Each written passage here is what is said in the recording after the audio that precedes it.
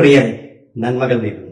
നിത്യജീവിതത്തിൽ വ്യത്യസ്തമായ ഡിവൈസുകൾ ഉപയോഗിക്കുന്ന ആളുകളാണ് നമുക്ക്. അവയുടെ സ്റ്റോറേജ് ഫുള്ളാവുമ്പോഴൊക്കെ അവയിൽ നിന്ന് ആവശ്യമില്ലാത്ത സംഗതികൾ നമ്മൾ നീക്കം ചെയ്യാറുണ്ട്. അപ്രകാരം ഹൃദയത്തിന്റെ മലീമസമായ വികാര വിചാരങ്ങളെ അവസാനമായി നമ്മൾ എപ്പോഴാണ് നീക്കം ചെയ്തത്? പ്രവാചകൻ സല്ലല്ലാഹു അലൈഹി വസല്ലം അനുചരന്മാരിരിക്കുന്ന സദസ്സിലേക്ക് ഒരു സ്വർഗാവകാശി കടന്നു വരുന്നത് ഒരിക്കൽ പറയുകയുണ്ടായി.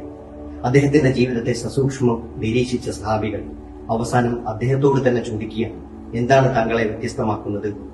അദ്ദേഹം പറയുന്നുണ്ട്, ഒരു വ്യക്തിയോടും വിശിഷ്ടമായി എന്തെങ്കിലും ഈഗോയോ പകയോ വെറുപ്പോ ഞാൻ വെച്ചു പുലർത്താറില്ല എന്നത്. കത് അഫ്ലഹമൻ സക്കാഹ, അതിനെ സംസ്കരിച്ചവൻ വിജയിച്ചു എന്നാണ് ഹൃദയം ശുചീകരിച്ചവരെ കുറിച്ച് ഖുർആൻ പറഞ്ഞത്.